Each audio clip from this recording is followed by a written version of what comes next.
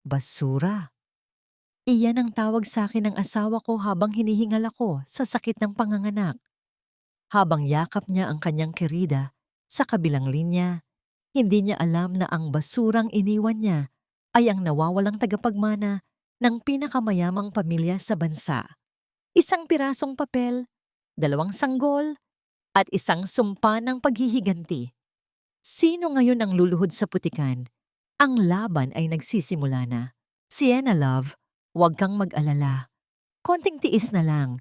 Hayaan mo munang mabulok si Eliza sa public ward na yan. Ang mahalaga, nanganak na siya. Kapag nakuha ko na ang insurance money ng mga bata, sa wakas, makakalaya na ako sa amoy pawis na babaeng yan. Itatapon ko siya na parang basurang wala nang pakinabang. Ang boses na yon, ang pamilyar na baritono ni Marco na dati ay nagpapatibok ng puso ni Eliza sa tuwa. Ngayon ay tila isang matalim na kutsilyong dahan-dahang humihiwa sa kanyang pagkatao. Nakatayo si Eliza sa likod ng bahagyang nakabukas na pinto ng fire exit ng ospital. Suot ang kupas na hospital gown na halos hindi na makatakip sa kanyang nanginginig na katawan. Kagagaling lang niya sa mahabang oras ng panganganak sa kanyang kambal. Hirap pa siyang huminga. Bawat hakbang ay tila may humihila sa kanyang sinapupunan. Ngunit pinilit niyang lumabas para sorpresahin ang asawa ng isang mainit na yakap at pasasalamat. Sa kanyang kanang kamay, mahigpit niyang hawak ang isang maliit at gasgas na plastik na baso ng tubig. Iyon lang ang tanging hiling niya kay Marco kanina dahil tuyong-tuyo na ang kanyang lalamunan sa matinding pag-iri. Ngunit ang tubig na sana ay magbibigay ng ginhawa ay naging lason sa kanyang pandinig. Napako si Eliza sa kanyang kinatatayuan.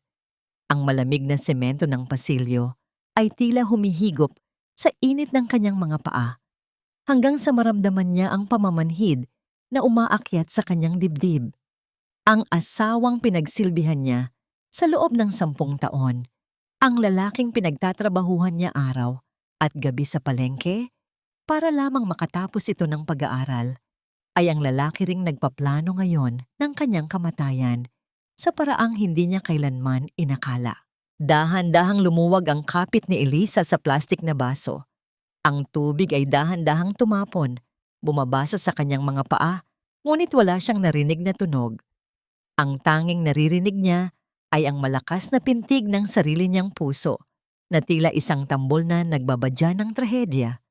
Ang kanyang mga daliri ay nagsimulang manginig nang madama niya ang gasgas na tanso ng kanyang singsing sa kasal. Isang mumurahing alahas na binili nila sa bangketa na ipinangako ni Marco na papalitan ng ginto kapag sila ay umasenso na. Ito ba? Bulong niya sa hangin. Ang boses ay tila galing sa ilalim ng lupa. Ito ba ang halaga ng lahat ng sakripisyo ko? Ito ba ang kapalit ng pagiging ulila ko na tanging ikaw lang ang itinuring na pamilya?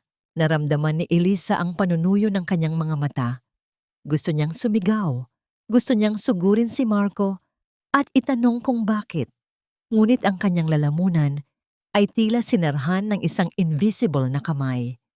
Ang sakit ay hindi na lamang nasa kanyang pisikal na katawan. Ito ay nasa bawat hibla ng kanyang kaluluwa na dahan-dahang nagkakapira-piraso. Ang bawat salita ni Marco ay tila isang malupit na hagupit na nag-iiwan ng malalalim na pilat sa kanyang alaala. Isang matalim na kirot ang muling humila sa kanyang tiyan, isang paalala na may 2 maliliit na buhay na naghihintay sa kanya sa loob ng nursery. Ngunit paano niya haharapin ang kanyang mga anak kung ang pundasyon ng kanilang tahanan ay gawa pala sa kasinungalingan at pagtataksil? Huminga siya ng malalim. Ang hangin sa ospital na amoy gamot at kamatayan ay pumasok sa kanyang mga baga. Sa sandaling iyon, ang Eliza na mahinhin, ang Eliza na laging sumusunod, ang Eliza na martir, ay unti-unting nilalamon ng isang madilim na katahimikan. Ang kanyang mga mata, na dati ay puno ng pagmamahal, ngayon ay tila naging 2 lawa ng malamig na yelo. Tinalikuran niya ang pinto ng fire exit bago pa lumingon si Marco. Bawat hakbang pabalik sa kanyang kama ay tila isang martir na naglalakad patungo sa kanyang sariling bitayan, ngunit may isang bagay na nagbago. Ang bawat patak ng luha na hindi niya hinayaang lumabas ay naging semento na nagpapatigas sa kanyang kalooban. Pagbalik niya sa kanyang higaan, dumating ang isang nurse na may dalang mga dokumento. Mrs. Ledesma, kailangan po nating ayusin ang birth certificate ng mga bata. Nasaan po ang asawa ninyo? Tumingin si Eliza sa nurse. Ang kanyang mukha ay kasing puti ng pader ng ospital. Sa malayo, nakita niya si Marco na papasok sa silid. May suot na maskara ng pag-aalala. Ang mga matang kanina lang ay puno ng poot. Ngayon ay tila nanggigigil sa kunwaring pagmamahal. Narito na ako, nurse. Masiglang sagot ni Marco. Sabay haplos sa noo ni Eliza. Pasensya ka na, mahal. Kumuha lang ako ng pagkain natin. Alam mo namang ayaw kitang nagugutom, di ba? Naramdaman ni Eliza ang kilabot na dumaloy sa kanyang gulugod sa bawat dampi ng balat ni Marco. Ang haplos na dati ay nagbibigay sa kanya ng seguridad, ngayon ay tila gapang ng isang makamandag na ahas. Hindi siya kumibo. Hinayaan niyang manatiling nakapikit ang kanyang mga mata, habang sa loob ng kanyang isipan ay paulit-ulit na naglalaro ang isang katanungan. Gaano nga ba kalalim ang hukay na inihanda mo para sa akin, Marco? Dahil hindi mo alam, bago mo pa ako maitulak, sisiguraduhin kong ikaw ang unang lalamunin ng lupa. Saka pumasok ang doktor na may dalang balita na magpapabago sa lahat. Hindi tungkol sa insurance, hindi tungkol sa pangangaliwa, kundi tungkol sa isang bagay na mag-uugnay sa kanya sa isang mundong hindi niya kailanman pinangarap. Walang kwentang sinapupunan. Binigyan ka na nga ng asawa. 2 pang pabigat ang iniluwal mo para lalo kaming mabaon sa utang. Hindi mo ba naisip kung saan kukunin ng anak ko ang pambayad sa ospital na ito? Ang boses ni Lola Remedios ay tila isang matalas na lagari na pumuputol sa katahimikan ng silid. Pumasok siya sa ward na tila isang bagyo. Hindi alintana ang ibang mga pasyenteng nagpapahinga. Walang bakas ng awa sa kanyang mukha habang nakatingin sa namumutlang si Eliza, na tila ba ang panganganak sa 2 malulusog na sanggol ay isang malaking kasalanan. Ramdam ni Eliza ang bawat pintig ng kirot sa kanyang tahi, ngunit mas masakit ang bawat salitang lumalabas sa bibig ng kanyang biyenan. Sinubukan niyang umupo ng maayos, ang kanyang mga kamay ay nanginginig habang hinihila ang manipis na kumot. Sa gilid ng kanyang kama, nakatayo si Marco. Ang asawang dapat sana ay nagtatanggol sa kanya, ngunit nananatili itong nakayuko, tila isang batang pinagagalitan, o marahil ay sumasang-ayon sa bawat lait ng kanyang ina. Pilit na bumalik ang gunita ni Eliza sa mga nakaraang taon. Naalala niya ang bawat madaling araw na paggising niya sa ganap na 3:00. Ang kanyang mga kamay, na dati ay makinis, ngayon ay puno na ng mga paltos at kalyo dahil sa pagluluto ng kakanin at pagtitinda sa palengke.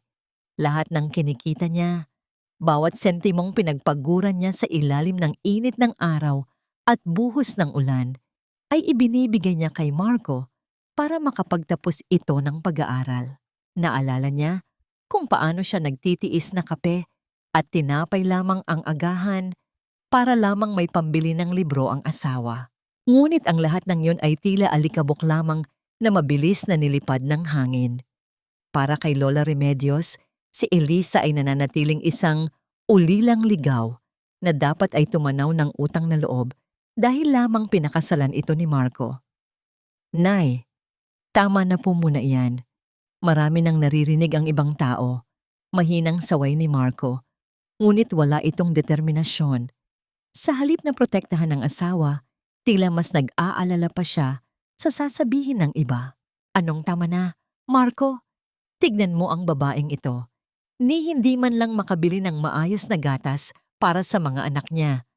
Singhal ni Remedios, sabay hablot sa lumang bag ni Eliza na nakapatong sa side table. Nagsimula siyang maghalughog sa loob nito. Itinapon ang mga barya at ilang pirasong biskwit sa sahig.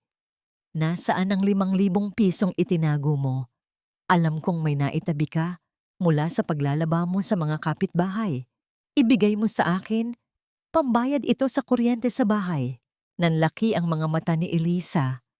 Ang perang yon ang tanging pag-asa niya para sa mga gamot ng kanyang mga anak.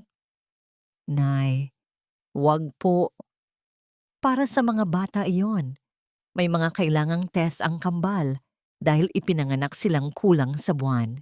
Mga bata, mas mahalaga ang kuryente at pagkain namin sa bahay kaysa sa mga batang yan na hindi pa naman alam kung mabubuhay. Walang pakundangan ng kamay ni Remedios nang mahanap niya ang maliit na pitaka ni Elisa. Kinuha niya ang mga lukot na papel na pera nang may tagumpay sa kanyang mga mata. Sa gitna ng kaguluhan, isang lalaking nakaputing gown ang dumaan sa harap ng pintuan ng ward. Tumigil ang isang doktor, si Dr. Arnel Mendoza. May hawak siyang clipboard at bahagyang nakakunot ang noo habang nakatingin sa loob. Hindi siya pumasok, ngunit ang kanyang mga mata ay mataman na nakatitig sa mukha ni Elisa. Tila may hinahanap siyang pamilyar na katangian sa mga mata nito. Isang titig na hindi lamang puno ng propesyonal na pag-aalala, kundi may halong malalim na pagtataka. Hindi napansin ni Eliza ang doktor.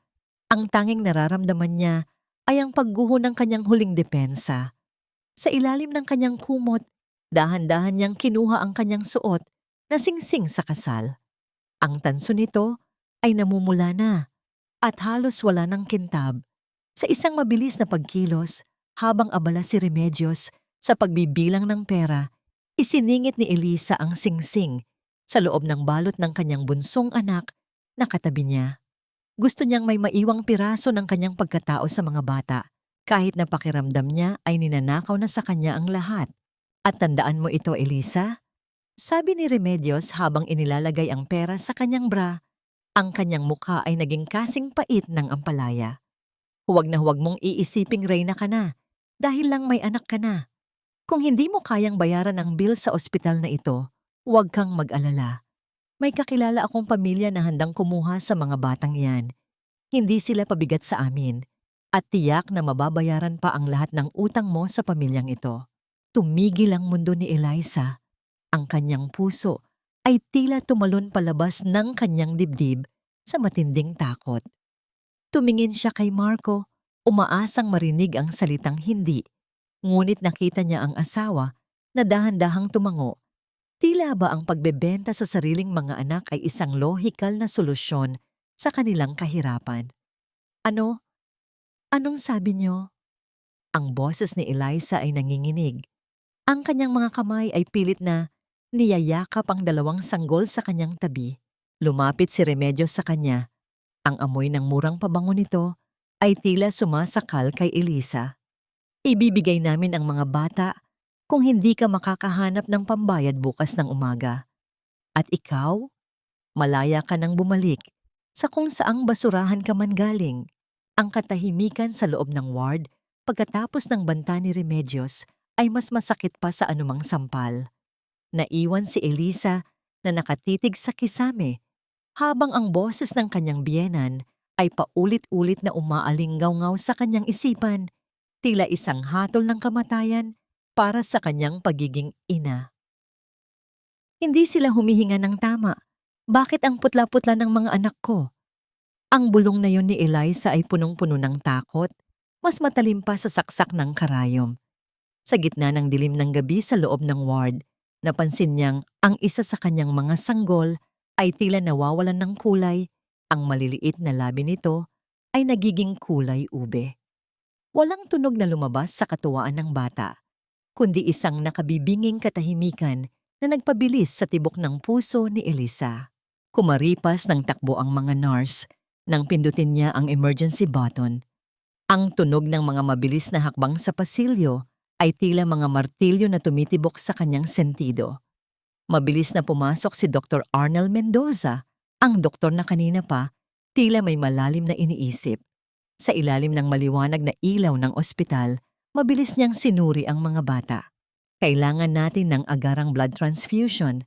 Masyadong mababa ang hemoglobin nila dahil sa komplikasyon ng panganganak.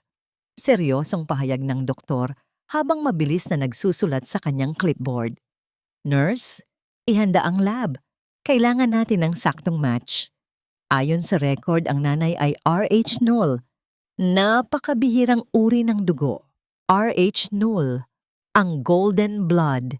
Isa sa pinakamahalaga at pinakatalat na uri ng dugo sa buong mundo. Habang pinapanood ni Eliza ang paglabas ng kanyang mga anak sa silid, naramdaman niya ang isang kakaibang panghihina. Hindi niya alam kung saan niya nakuha ang gayong uri ng dugo. Siya na lumaki sa ampunan na walang kahit anong bakas ng kanyang pinagmulan. Sa kabilang bahagi ng ospital, sa loob ng isang marangyang private suite, nakaupo ang isang matandang lalaki na may awtoridad sa bawat galaw. Si Don Manuel Ledesma. Sa harap niya ay may nakapatong na luma at kupas na retrato ng isang sanggol na may suot na kwintas na may pendant na hugis korona. Ang kanyang mga kamay ay nanginginig habang hawak ang isang report mula sa kanyang pribadong investigador. Don Manuel, may balita po mula sa Central Laboratory ng ospital. Pumasok ang kanyang personal na abogado, si Attorney Castro. May isang pasyente po sa public ward, nakakapanganak lang. RH null din ang dugo niya, katulad ng sa inyo at ng nawawala ninyong apo. Tumingala si Don Manuel. Ang kanyang mga mata ay nagniningning sa pag-asa na hinaluan ng takot. Ilang taon na ang nakalilipas, Castro? 25 taon. Sigurado ka ba? Hanapin mo siya. Huwag mong hayaang makaalis ang babaeng iyan hanggat hindi ko siya nakikita. Habang nangyayari ang lahat ng ito, sa loob ng madilim na pasilyo patungo sa ward ni Eliza, naglalakad si Marco na may bitbit na isang itim na folder. Wala sa kanyang mukha ang pag-aalala para sa mga anak na kasalukuyang nakikipaglaban para sa buhay. Ang kanyang isip ay nasa ibang lugar, sa marangyang buhay na ipinangako ni Sienna sa kanya kapag nagawa niyang iwan ng tuluyan ang pabigat niyang asawa. Pumasok siya sa silid at nakitang nakaupo si Eliza sa gilid ng kama. Tulala at yakap ang kanyang sarili. Ang bawat patak ng pawis sa noo ni Eliza ay tila isang sumpa ng pagod at sakit. Narito ka na pala, Marco? Mahinang sabi ni Eliza, ang kanyang boses ay tila isang tuyong dahon. Ang mga bata, kailangan nila ng dugo, sabi ng doktor. Huwag mo na akong abalahin sa mga batang iyan, Eliza. Putol ni Marco. Ang kanyang boses ay malamig at walang pakiramdam. Inilapag niya ang itim na folder sa ibabaw ng kumot ni Eliza. Ang tunog ng paglapag ng papel ay tila isang malakas na sampal sa katahimikan ng gabi. Tapos na tayo. Pirmahan mo yan. Divorce papers, kasunduan sa pagtalikod sa anumang sustento, at pagpayag na ibigay ang mga bata sa ahensyang nahanap ni nanay. Dahan-dahang binuksan ni Eliza ang folder. Ang bawat titik sa puting papel ay tila mga uod na gumagapang sa kanyang paningin. Marco, mamatay ang mga bata. Kung wala silang maayos na gamutan, ngayon mo pa ba ako iiwan? Ngayon pa? Wala na akong pakialam, Eliza. Pagod na akong maging mahirap kasama ka. Si Sienna, siya ang susi ko sa magandang buhay. At ikaw, isa ka lang malaking pagkakamali sa buhay ko. Lumapit si Marco at hinawakan ng mahigpit ang panga ni Eliza. Pilit na iniharap ang mukha nito sa kanya. Pirmahan mo ito ngayon din, o sisiguraduhin kong hindi mo na makikita ang mga batang yan kahit kailan. Naramdaman ni Eliza ang matalas na kuko ng kawalan ng pag-asa. Sa gitna ng kanyang paghihinagpis, isang malakas na pintig sa kanyang dibdib ang tila nagpapaalala sa kanya ng isang nakalimutang lakas. Tumingin siya ng diretso sa mga mata ni Marco. Mga matang dati ay puno ng pagsinta, ngunit ngayon ay tila dalawang madilim na balon ng kasamaan. Sa labas ng pinto, nakatayo si Don Manuel. Ang kanyang kamay ay nakahawak na sa doorknob. Narinig niya ang bawat masasakit na salita ni Marco.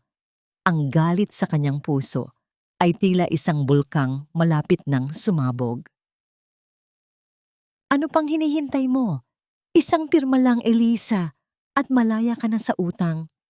Huwag mo nang hintayin. Nakalad ka rin kita palabas ng ospital na ito na parang basang pusa. Wala kang pamilya, wala kang pera, at wala kang kwentang asawa.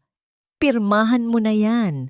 Ang boses ni Marco ay tila isang malupit na hagupit ng latigo sa gitna ng malamig na gabi.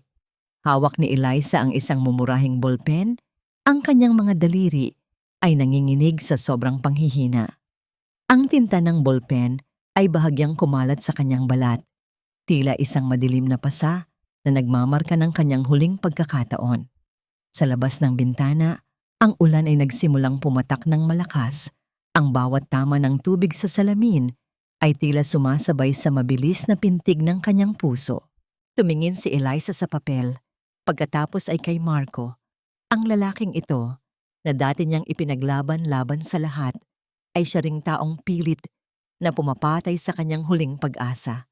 Dahan-dahan niyang itinapat ang dulo ng ballpen sa guhit kung saan dapat ilagay ang kanyang pangalan. Ang bawat hibla ng kanyang kalamnan ay tila sumisigaw sa sakit. Hindi dahil sa sugat ng panganganak, kundi dahil sa pagkawasak ng kanyang dignidad. Ngunit bago pa man dumampi ang tinta sa papel, ang pinto ng silid ay dahan-dahang bumukas. Isang matinding katahimikan ang bumalot sa buong paligid nang pumasok ang isang matandang lalaki na may dalang hindi matatawarang awtoridad. Sa likuran niya ay nakatayo ang dalawang lalaking nakabarong at may matatalim na tingin. "Bitawan mo ang bolpen na yan, iha." Ang boses ni Don Manuel ay malumanay, ngunit tila isang kulog na nagpatahimik sa kayabangan ni Marco. Napalingon si Marco. Ang kanyang mukha ay napuno ng pagtataka at inis. "Sino po kayo? Hindi niyo ba nakikita? May mahalaga kaming pinag-uusapan ng asawa ko.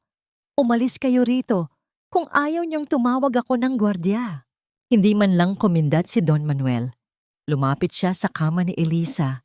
Bawat hakbang ng kanyang sapatos sa semento ay naglalabas ng tunog na tila nagbibilang ng nalalabi pang oras ng kaligayahan ni Marco.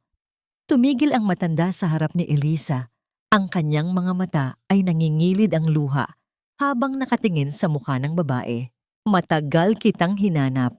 Bulong ni Don Manuel. Ang kanyang kamay na kulubot ay dahan-dahang humawak sa nanginginig na kamay ni Eliza.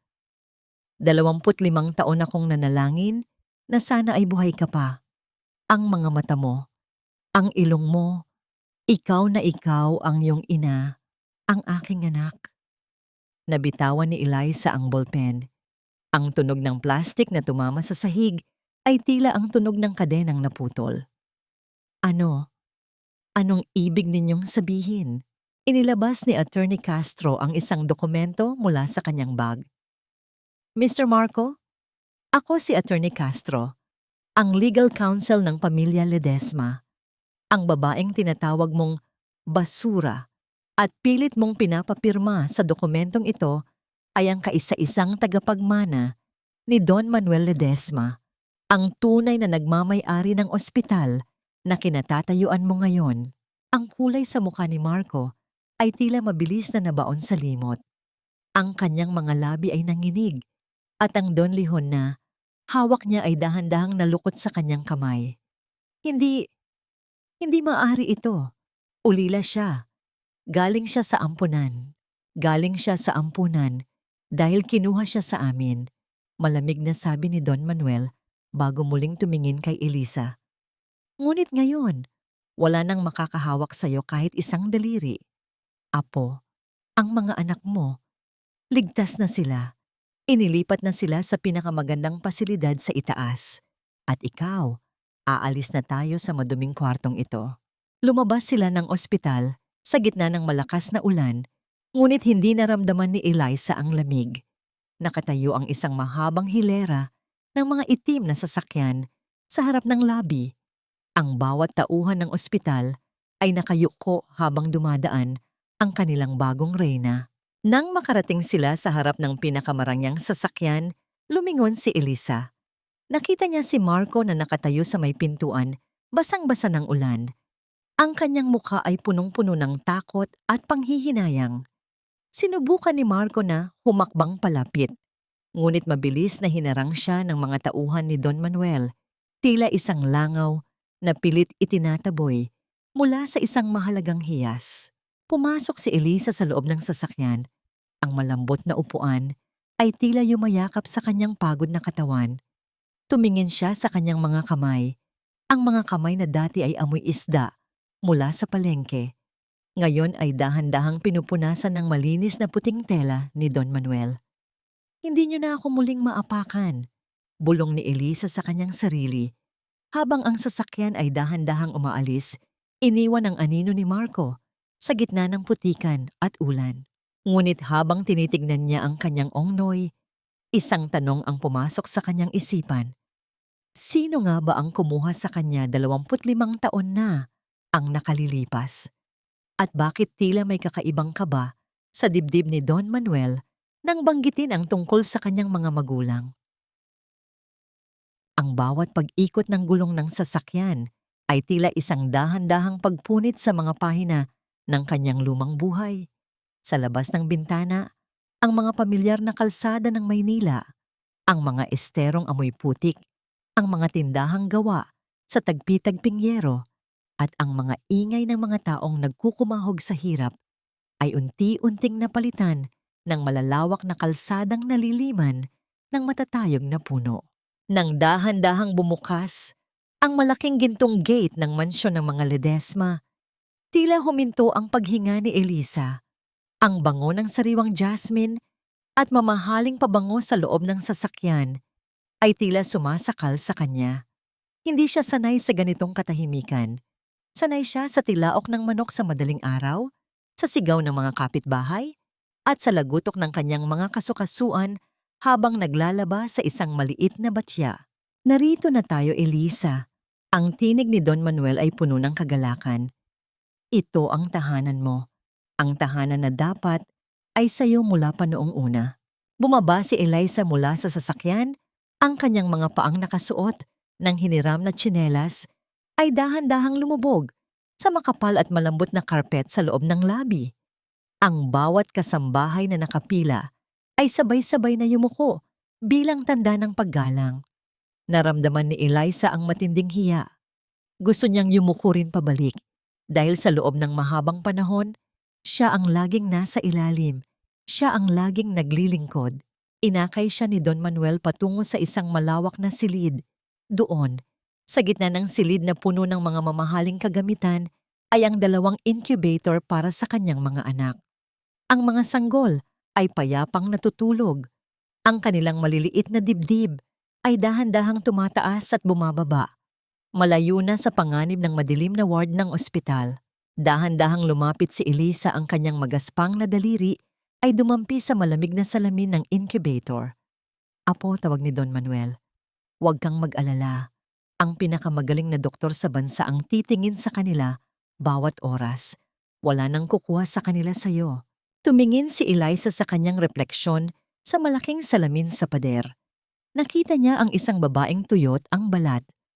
May mga itim na bilog sa ilalim ng mga mata at buhok na tila hindi na nasuklay ng ilang araw. Ngunit sa likod ng kapaguran, may isang bagong ningning sa kanyang mga mata. Isang ningning na nagmumula sa pag-asang hindi na siya kailanman mag-iisa. Lolo! Mahina niyang tawag. Ang salitang yon ay tila bago at kakaiba sa kanyang labi. Salamat po. Pero hindi ko alam kung paano maging isang Ledesma. Ang alam ko lang po ay kung paano maging isang labandera at tindera. Ngumiti ng bahagya ang matanda. Ang kanyang mga mata ay puno ng pag-unawa. Ang dugong dumadaloy sa iyo, Eliza, ay hindi nadidiktahan ng kung ano ang hawak ng iyong mga kamay. Ikaw ay isang reyna na pansamantalang nawala sa kanyang kaharian. Tutulungan kitang mahanap muli ang iyong korona. Lumipas ang ilang araw na tila isang panaginip. Pinapaliguan siya ng mga kasambahay ng mga mababangong langis. Binibihisan ng malalambot na sidang hindi niya kailanman naisip na mahahawakan. Ngunit sa bawat subo ng masarap na pagkain, naaalala niya ang mga araw na asin at kanin lamang ang kanyang hapunan para lamang may makain si Marco. Habang nagpapahinga si Elisa sa hardin, dumating si Attorney Castro na may dalang isang puting sobre. Ang kanyang mukha ay seryoso, tila may dalang masamang balita na puputol sa katahimikan ng mansyon. Senyorita Elisa, Don Manuel, simula ng abogado, inilapag niya ang dokumento sa ibabaw ng lamesang gawa sa marmol. May ipinadalang legal notice ang panig ni Marco Ledesma ay paumanhin ni Marco Santos. Kumunot ang noo ni Don Manuel. Anong kailangan ng linta na yan? Naghain po siya ng petition para sa custody of minors, paliwanag ni Attorney Castro. Iginiit niya na dahil siya ang legal na ama, may karapatan siyang makuha ang mga bata. At may hirit pa po siya. Humihingi siya ng spousal support. Dahil ayon sa kanya, iniwan niyo siya sa gitna ng kahirapan at siya ang nag-alaga sa inyo nung wala kayong anuman. Naramdaman ni Elisa ang mabilis na pag-akyat ng dugo sa kanyang ulo. Ang kapal ng mukha ni Marco ay tila walang hangganan. Pagkatapos siyang saktan, lokohin at itapon, ngayon ay gagamitin pa ang mga bata para makakuha ng pera mula sa pamilya Ledesma. Ang sabi pa rito, pagpapatuloy ng abogado. Mayroon silang mga ebidensya, mga larawan ninyo na tila ba kayo ay may kinakasamang ibang lalaki bago pa kayo maghiwalay. Isang malaking kasinungalingan, ngunit balak nilang gamitin ito para sirain ang inyong reputasyon sa korte. Tumayo si Elisa. Ang kanyang mga kamay ay mahigpit na nakakuyom. Ang takot na naramdaman niya noon sa ospital ay napalitan ng isang nagbabagang galit. Tumingin siya sa kanyang ongnoy at sa unang pagkakataon, ang kanyang boses ay hindi na nanginginig. Lolo, hindi ko hahayaang mahawakan niya ang mga anak ko. Kung gusto niya ng giyera, ibibigay ko sa kanya ang impyernong hinahanap niya. Ngunit sa likod ng kanyang katapangan, alam ni Eliza na hindi lamang si Marco ang kanyang kalaban. Alam niyang sa likod ng mga planong ito ay ang tuso at malupit na si Sienna. Ano ang susunod na hakbang ng mga ahas na ito para tuluyang makuha ang kayamanang hindi naman sa kanila? Elisa, mahal ko, patawarin mo ako.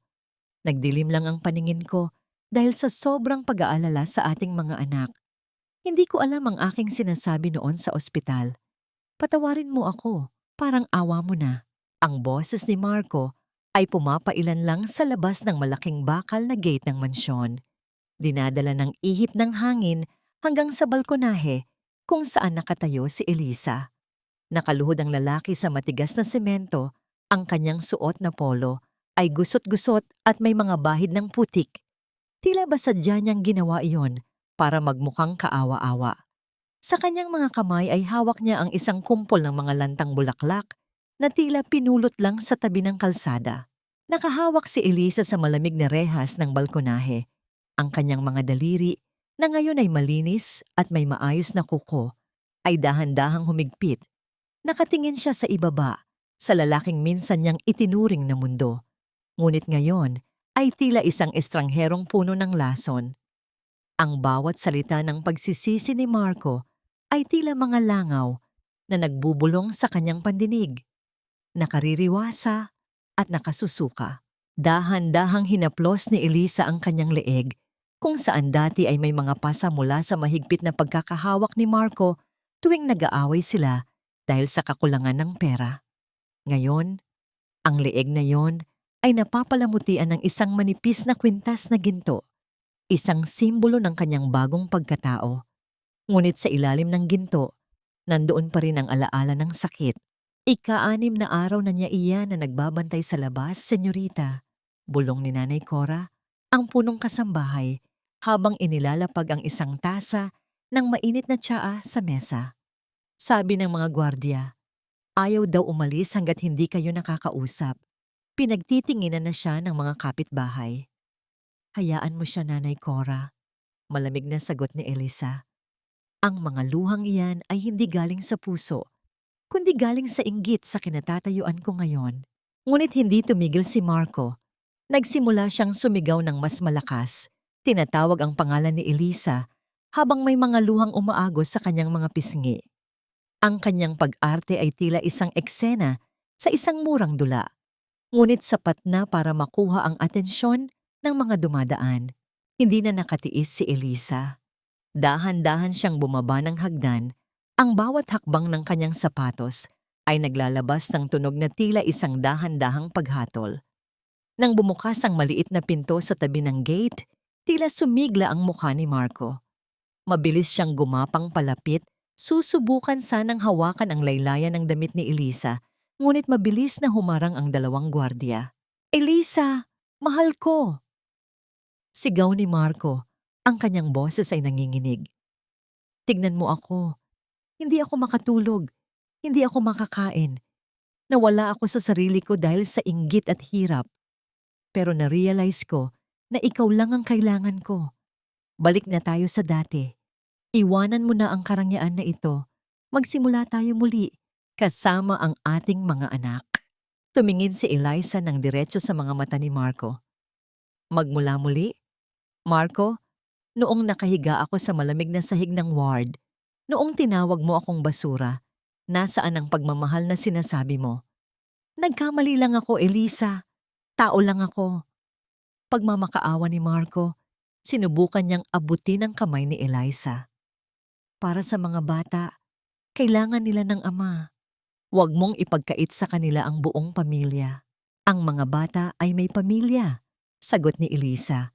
Ang kanyang boses ay kasing talas ng labaha. At hindi kasama doon ang isang lalaking handang ibenta ang sariling dugo at laman para sa insurance money. Kinuha ni Elisa ang isang baso ng tubig na dala ni Nanay Cora. Sa isang mabilis na pagkilos, dahan-dahan niyang ibinuhos ang tubig sa tapat ng mukha ni Marco. Ang tubig ay dumaloy sa noo nito, pababa sa kanyang ilong, tila binubura ang pekeng luha sa kanyang mga pisngi. "Gusto mo ng tubig, di ba? Iyan ang tanging hiling ko sa iyo noon sa ospital, pero mas pinili mong makipaglampungan sa kabit mo," sabi ni Eliza. Ang bawat salita ay may bigat ng 10 taong pagtitiis. "Ngayon, heto ang tubig mo. Inumin mo hanggang sa malunod ka sa sarili mong kasinungalingan." Nanigas si Marco. Ang kanyang maskara ng mapagmahal na asawa ay dahan-dahang natunaw at sa likod nito ay lumitaw ang tunay na kulay ng kanyang mga mata, ang galit at ang gahaman. Tumayo siya, pinagpag ang kanyang pantalon at ang kanyang boses ay hindi na nanginginig sa pagsisisi. "Akala mo ba mananalo ka, Elisa?" Bulong ni Marco. Ang kanyang mukha ay lumapit sa rehas ng gate. "May pirma ka sa mga papeles na hawak ko. May mga litrato ako na magpapatunay na hindi ka tapat na asawa. Pag kinuha ko ang mga bata, kukunin ko rin ang bawat sentimo ng pamilya Ledesma bilang sustento. Isang labandera ka lang na nagsuot ng seda, pero ang amoy pawis mo hindi mawawala." Ngumiti si Elisa. Isang ngiting hindi umabot sa kanyang mga mata. "Sige Marco, gamitin mo lahat ng alas mo. Pero tandaan mo ito, ang asong gutom na kumagat sa kamay na nagpakain sa kanya, hinding-hindi na muling makakapasok sa loob ng bahay." Nang talikuran ni Eliza si Marco, narinig niya ang malakas na pagmura ng lalaki at ang tunog ng pagsipa nito sa gate. Ngunit hindi na lumingon si Elisa. Sa loob ng kanyang silid, nakita niya si Sienna na nakasilip sa isang itim na sasakyan sa di kalayuan. Naghihintay sa resulta ng pag-arte ni Marco. Ang laban ay hindi na lamang tungkol sa sustento o sa mga ba. Ito ay tungkol sa kung sino ang mas matibay ang sikmura sa gitna ng mga kasinungalingan. At habang tinitignan ni Eliza ang kanyang mga anak na mahimbing na natutulog, alam niyang handa na siyang sunugin ang buong mundo para lamang protektahan sila. Tingnan ninyo ang babaeng ito, Your Honor. Nagdaramit mayaman ngayon, suot ang mga perlas at seda. Ngunit sa likod ng kanyang marangyang anyo ay isang inang nagpabaya sa kanyang tahanan para sa ibang lalaki. Isang babaeng walang utang na loob na iniwan ang asawang nag-aruga sa kanya Noong siya ay isa lamang ulilang walang makain. Ang boses ng abogado ni Marco ay umaalingaw-ngaw sa loob ng malamig na silid ng hukuman. Bawat salita ay tila lason na pilit ibinubuhos sa pangalan ni Elisa. Sa gilid ng silid, nakaupo si Marco na may suot na formal na barong. Ang kanyang mukha ay nakayuko, nagkukunwaring nasasaktan at pinagtaksilan. Sa likod ng mga upuan ng mga manonood, nakita ni Elisa si Sienna na nakadekwatro.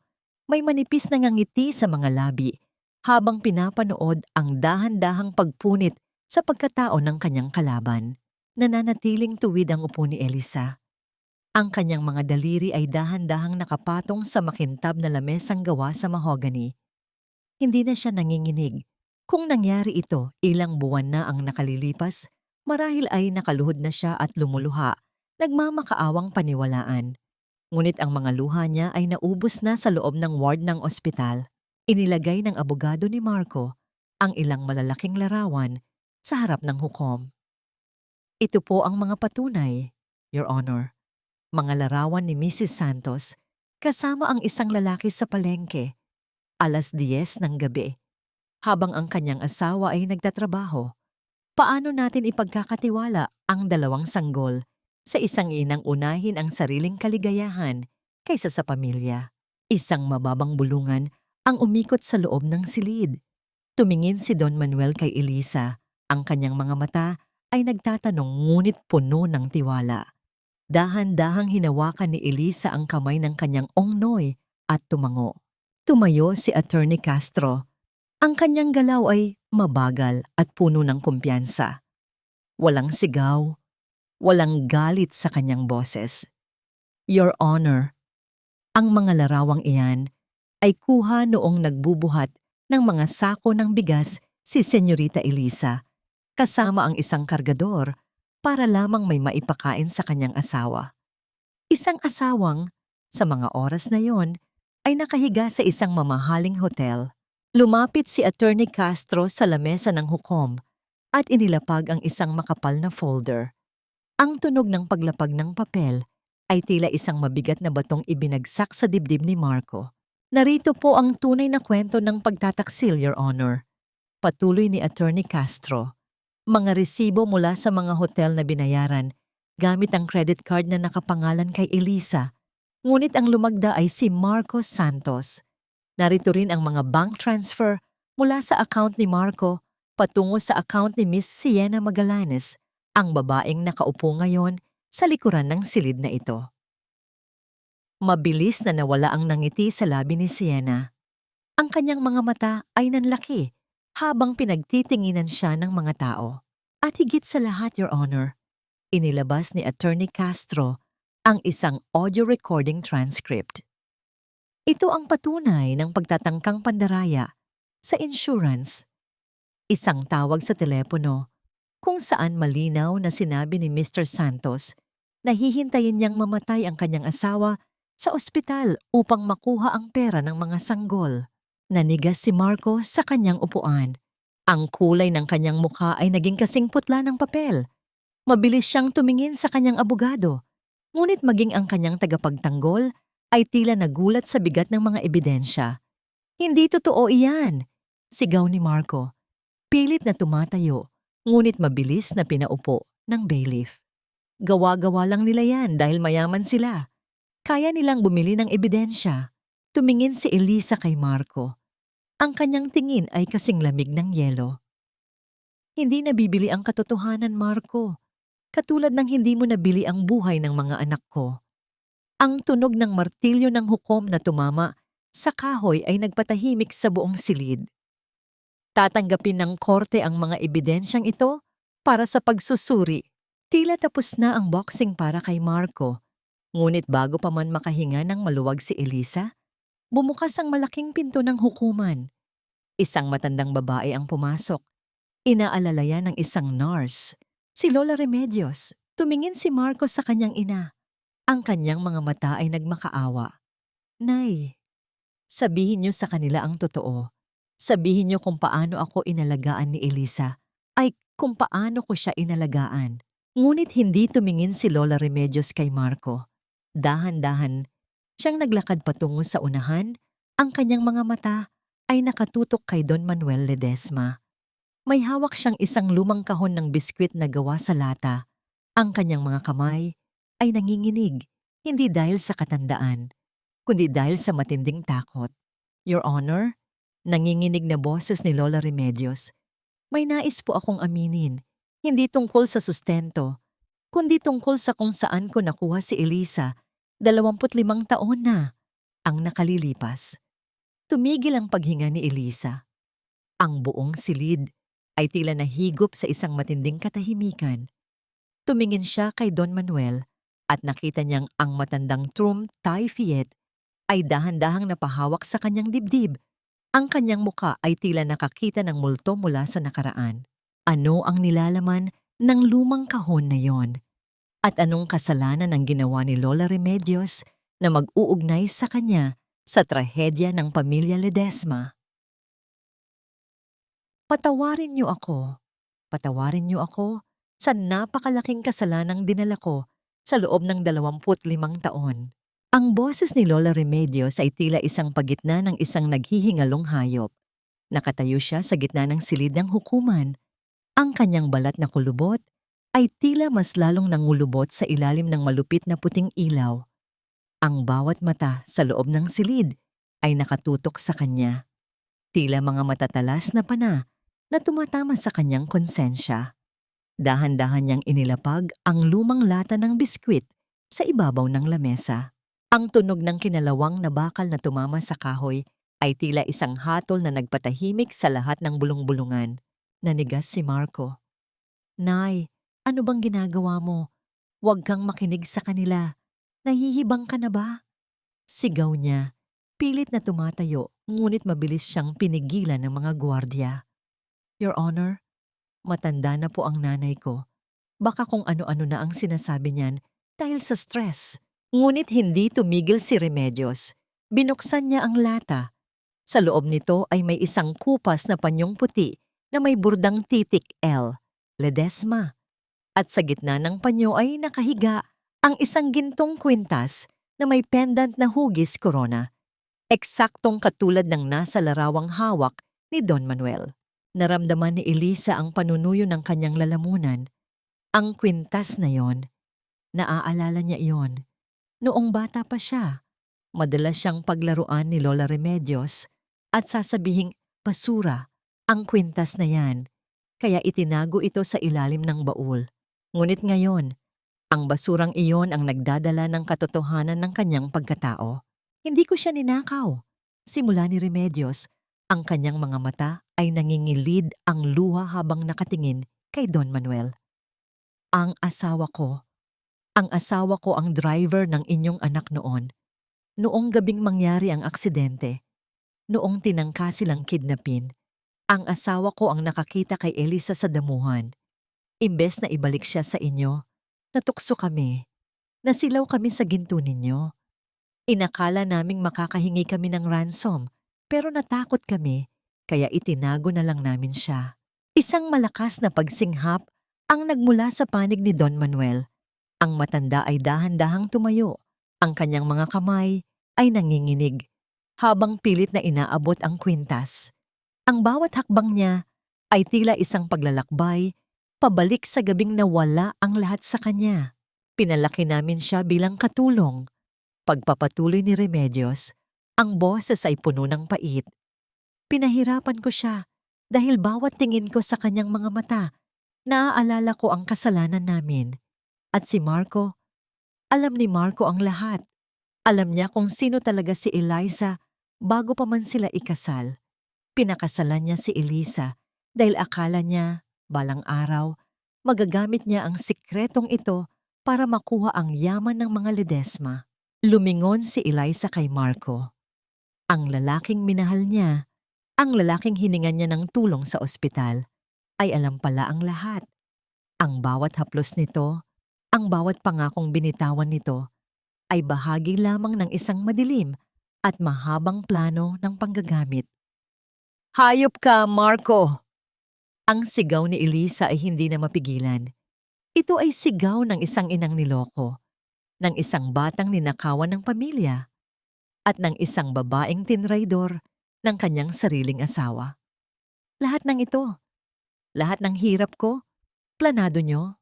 Tumawa ng mapait si Marco.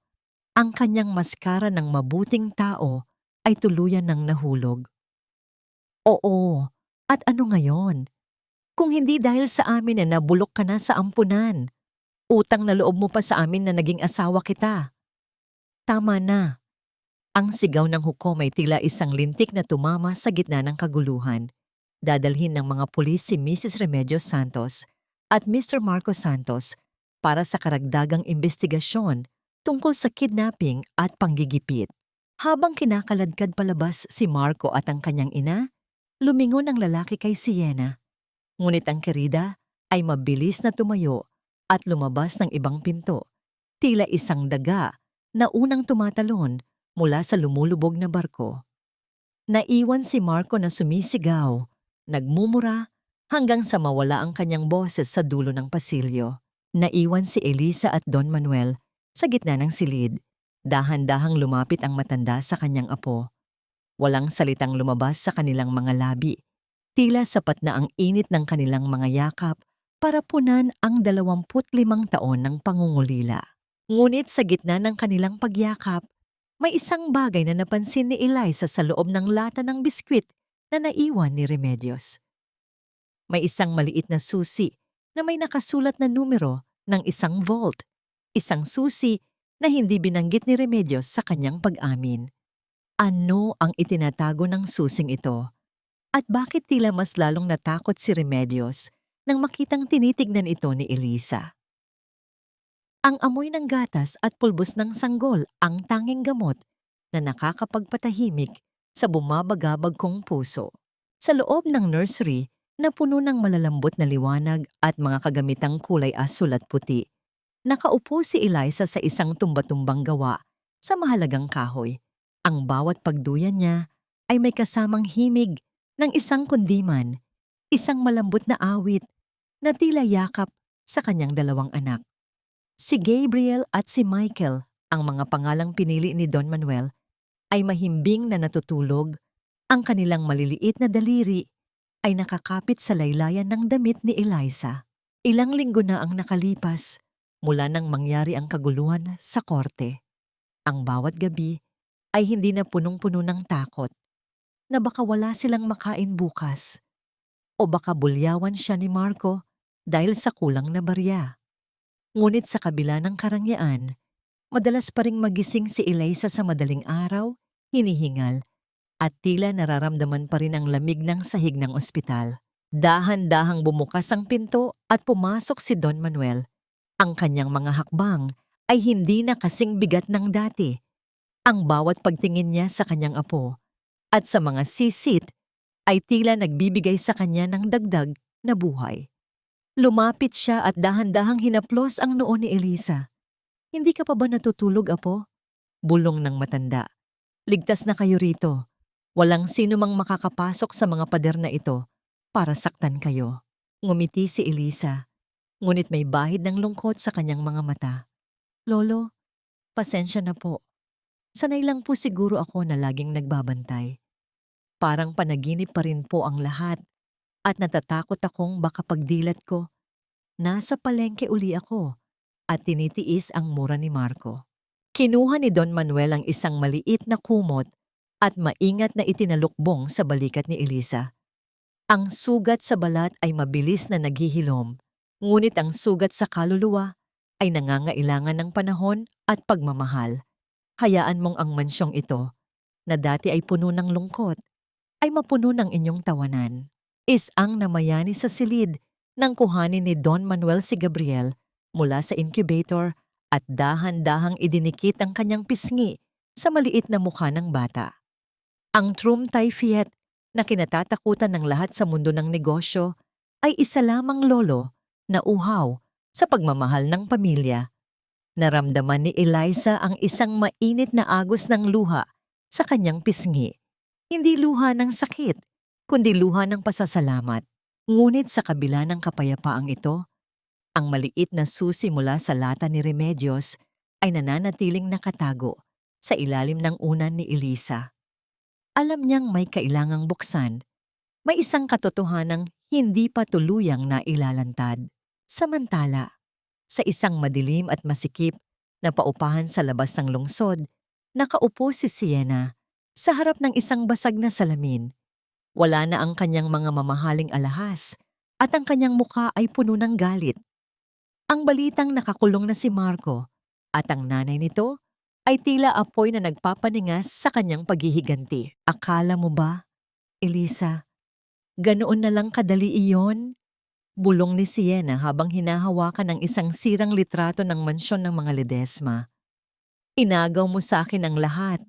Inagaw mo ang lalaking dapat ay magbibigay sa akin ng yaman.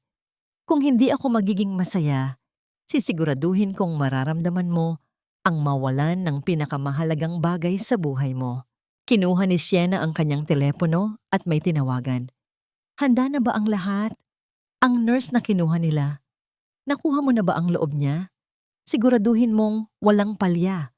Sa susunod na linggo, sa gitna ng pagdiriwang ng pamilya Ledesma, kukunin natin ang mga bata. Ang katahimikan sa nursery ay biglang nabasag ng dahan-dahang umiyak ang isa sa mga sanggol. Napatingin si Elisa sa bintana kung saan ang anino ng isang puno ay tila isang kamay na pilit na umaabot sa silid. May kakaibang kaba ang muling gumapang sa kanyang dibdib. Isang panganib na hindi nakikita, ngunit nararamdaman ng isang inang handang pumatay para sa kanyang mga anak. Nang gabing iyon, habang mahimbing ang tulog ng lahat, may isang aninong dahan-dahang gumagalaw sa pasilyo ng mansyon. Isang tao na may suot na uniforme ng nurse. Ngunit ang mga mata nito ay hindi puno ng pagkalinga, kundi ng isang madilim na balak. Ang bawat maling hakbang ay may katumbas na bangin, at ang bawat luhang idiniin mo sa iba ay babalik sa iyo bilang isang dagat ng pait. Sa loob ng isang masikip at mabahong selda, nakaupo si Marco sa gilid ng isang matigas na semento. Wala na ang kanyang mamahaling pabango, wala na ang kanyang plansadong barong. Ang tanging suot niya ngayon ay ang unipormeng kulay kahel na tila isang malaking selyo ng kanyang kahihiyan. Ang amoy ng pawis at kalawang ang tanging kasama niya sa bawat paghinga. Sa bawat pagpikit ng kanyang mga mata, nakikita niya ang mukha ni Elisa, hindi ang mukhang kaawa-awa sa ospital, kundi ang mukha ng isang reynang may hawak ng kanyang tadhana. Marco, may bisita ka? Sigaw ng isang bantay. Ang tunog ng susi na tumatama sa rehas ay tila isang dahan-dahang pagpunit sa kanyang pag-asa. Umasa si Marco na si Sienna yon, ang babaeng ipinagpalit niya kay Elisa. Ngunit nang makarating siya sa visitors area, ang nakita niya ay si Attorney Castro na may dalang isang itim na folder. Walang emosyon ang mukha ng abogado, tila isang pader na hindi kayang tibagin ng anumang pagmamakaawa. Nasaan si Sienna? Bakit hindi siya ang pumunta rito? Galit na tanong ni Marco. Ang kanyang boses ay naging paos at magaspang. Ang tinutukoy mo bang babae ay ang kumuha ng lahat ng natitirang pera sa iyong bank account bago siya tumakas? Tanong ni Attorney Castro, dahan-dahang inilabas ang mga dokumento. Iniwan ka na niya, Marco, at narito ako para ipaalam sa iyo na ang lahat ng ari-arian na naipundar mo gamit ang pera ni Elisa ay kinumpis ka na ng korte bilang pambayad sa danyos. Naramdaman ni Marco ang isang matinding lamig na gumagapang sa kanyang dibdib. Hindi maaari. Lahat ng iyon? Paano ang nanay ko? Ang iyong ina ay kasalukuyang nasa hospital wing ng kulungan dahil sa mataas na presyon. Seryosong sagot ng abogado. Ito ang hagupit ng karma, Marco. Ang bawat sentimong ninakaw mo, bawat luhang pumatak mula kay Elisa ay binabayaran mo na ngayon. Samantala, sa loob ng mansyon ng mga Ledesma, abala ang lahat para sa gaganaping pagdiriwang para sa pagbabalik ni Elisa. Ngunit sa gitna ng kagalakan, si Elisa ay nananatiling mapagmatyag. Nakatayo siya sa pasilyo nang mapansin niya si Glenda, ang bagong nurse na kinuha para sa mga bata. May kakaiba sa kilos nito. Ang bawat paglingon ni Glenda ay tila may hinahanap na hindi dapat hanapin. Ang nangyari nang pumasok si Eliza sa nursery at nakitang hawak ni Glenda ang isa sa mga sanggol. Ang bango ng silid ay nabahira ng isang pamilyar na amoy, ang amoy ng murang pabango na madalas gamitin ni Sienna. Nanigas ang puso ni Eliza. Ang kanyang instinct bilang isang ina ay tila isang alarmang tumunog sa kanyang buong pagkatao. Bakit tila nagmamadali ka, Glenda? Mahinang tanong ni Eliza. Ang kanyang boses ay kasing malamig ng bakal. Nagulat ang nurse. Muntik na niyang mabitawan ang sanggol. Senyorita, pinapatulog ko lang po ang bata. Mukhang hindi siya mapakali. Lumapit si Eliza. Dahan-dahang kinuha ang kanyang anak mula sa mga kamay ng nurse. Sa pagdampi ng kanilang mga balat, naramdaman ni Eliza ang panginginig ni Glenda. Tumingin si Eliza nang diretso sa mga mata ng nurse at doon niya nakita ang takot na hinaluan ng pagkakasala. Sino ang nag-utos sa'yo? Tanong ni Eliza. Ang kanyang boses ay hindi na lumalampas sa 4 na sulok ng silid, ngunit ang bawat salita ay may bigat ng isang banta. Alam kong hindi ka ordinaryong nurse. Ang amoy ng pabangong iyan, hindi iyan sa'yo. Hindi nakapagsalita si Glenda. Sa labas ng bintana, isang itim na sasakyan ang dahan-dahang huminto sa gilid ng bakod ng mansyon. Sa loob nito, nakaupo si Sienna, hawak ang isang burner phone, naghihintay sa senyas. Hindi alam ni Sienna na sa sandaling iyon, ang lahat ng kanyang plano ay dahan-dahan nang natitibag. Dahan-dahang inilabas ni Eliza ang maliit na radyong pantawag sa mga gwardiya mula sa kanyang bulsa. Nanay Cora, pakidala ang mga gwardiya sa nursery. Ngayon din, ang karma ay hindi laging dumarating na may kasamang ingay. Minsan, ito ay dumarating sa anyo ng isang inang natuto ng lumaban. Habang kinakaladkad ng mga gwardiya si Glenda palabas, tumingin si Eliza sa labas ng bintana. Nakita niya ang itim na sasakyan na mabilis na humarurot palayo nang mapansin ang kaguluhan. Tumakas ka man ngayon, Sienna. Bulong ni Eliza habang mahigpit na yakap ang kanyang anak. Ngunit ang mundong ito ay maliit para sa isang taong may utang na dugo sa akin. Sa loob ng kanyang kama ng gabing iyon, muling hinawakan ni Eliza ang maliit na susi mula sa lata ni Remedios. Alam niyang ito na ang huling piraso ng puzzle. Ang susing ito ang magbubukas sa katotohanang hindi lamang tungkol sa kanyang pagkatao, kundi tungkol sa tunay na dahilan kung bakit namatay ang kanyang mga magulang. Sino ang nagpa-aksidente sa kanila 25 taon na ang nakalilipas? At bakit tila ang pangalan ni Don Manuel ay laging nadadamay sa mga bulong ng nakaraan? Tandem. Wala na akong mawawala, Eliza. Kung babagsak ako sa impyerno, sisiguraduhin kong ikaw ang gagamitin kong tuntungan. Ang boses ni Sienna ay tila galing sa isang kailaliman ng puot. Nakatayo siya sa loob ng madilim na parking lot ng bangko kung saan dinala ni Eliza ang misteryosong susi. Hawak ni Sienna ang isang matalim na piraso ng basag na bote.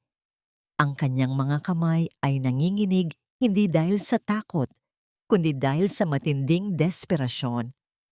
Ang kanyang buhok ay gulo-gulo, ang kanyang damit ay marumi. Malayo sa imahe ng sopistikadong babaeng dati, ay nangapi kay Eliza.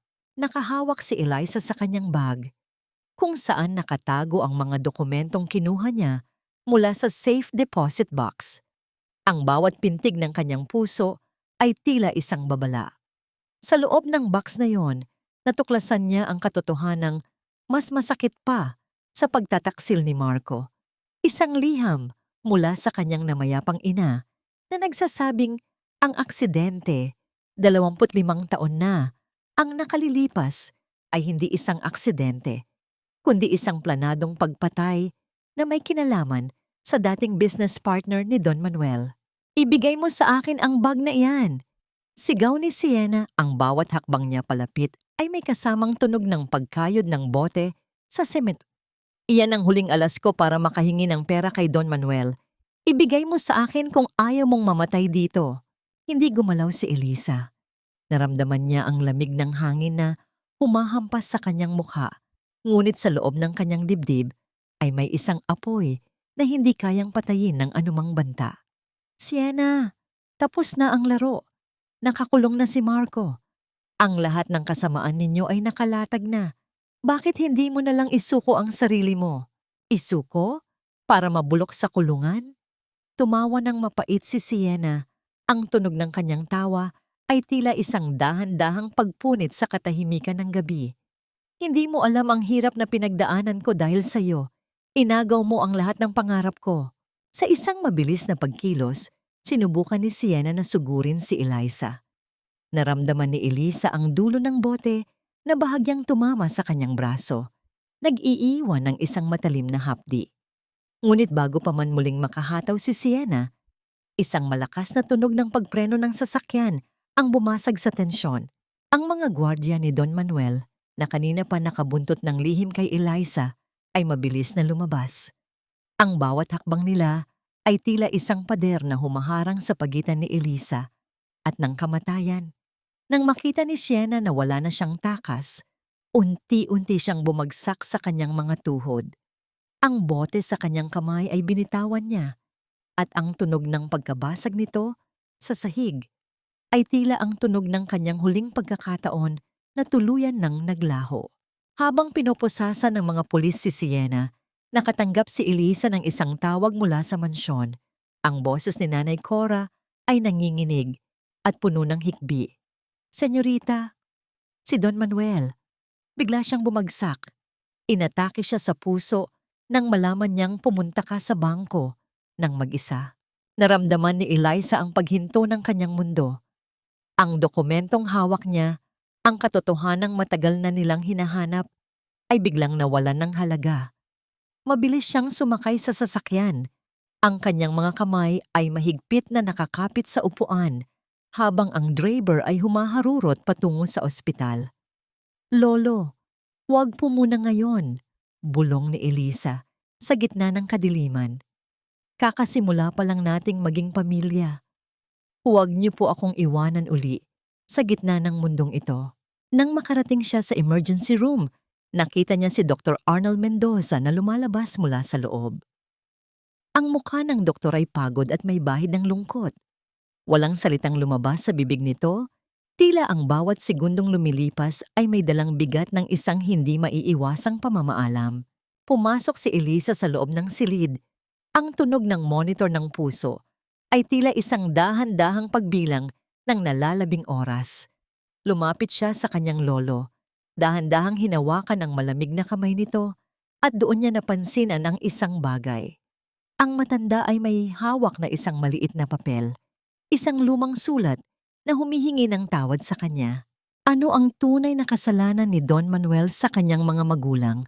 At mabibigyan pa ba sila ng pagkakataon na magpatawad bago tuluyang pumikit ang mga mata ng matanda? Patawarin mo ako, Apo. Dahil sa akin kaya ka naging ulila. Ako ang pumatay sa mga magulang mo. Ang bawat salitang lumabas sa nangihinang labi ni Don Manuel ay tila mga tipak ng yelo na bumabagsak sa puso ni Elisa. Sa loob ng silid ng intensive care unit, ang tanging maririnig ay ang dahan-dahang pag-ugong ng mga makina na pilit na nagpapanatili sa hininga ng matanda. Nakaupo si Eliza sa tabi ng kama. Ang kanyang mga kamay ay mahigpit na nakakapit sa riles ng bakal.